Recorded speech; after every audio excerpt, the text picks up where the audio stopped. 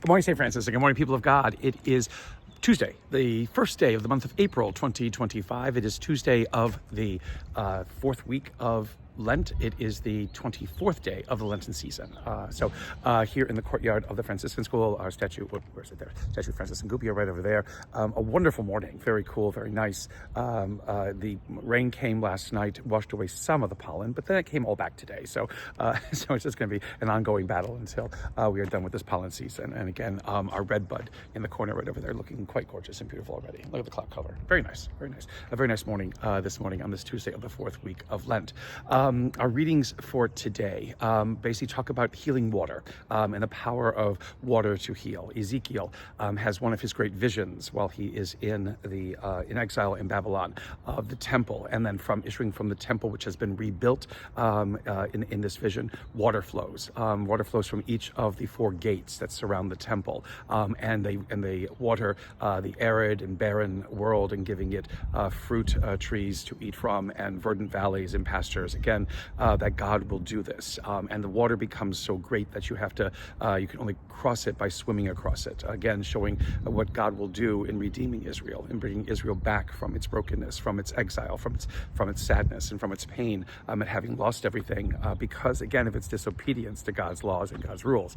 Important always to realize, again, God is not punishing Israel without any sense of resolution, or even, again, the punishment that Israel experiences is a punishment worked by its own hands because it failed, to follow what it is that God said they should follow and be who God said they should be in the world. And because of that, they end up losing everything, but it is God who brings it all back. So again, the God who heals, the God who puts back together what has fallen apart, the God who leads back those who have lost their way. This is the God that Israel has a relationship with, and this is the God that Jesus reveals always, in his mission, and who is revealed to us always in the Gospels.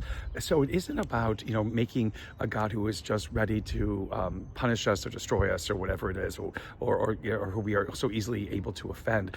Making that God, doing a tap dance to make sure this God is distracted by all these kinds of things and doesn't, mete out or level out against us even worse punishments and things like that. This is not the God, who is in relationship with Israel, who is the God of Israel, or the God who Jesus represents. And we see that also again in John's Gospel today, which is another experience that Jesus has in being in Jerusalem, where there is supposedly this pool. Again, have they found this pool? It's kind of very hard to locate again because Jerusalem had been destroyed by the Romans and many other peoples, and so it's kind of hard to find it. But there seemed to have been a pool that was used for healing purposes that had a five-layered portico around it or something like that. And whenever an angel touched the water, people would jump into it, supposedly, and then they would be healed. But a man is unable to get himself into the water, and nobody will help him into the water. And so he has been, paralyzed, for a long time. And Jesus heals him by just saying, get up and walk, without having to go into the water at all.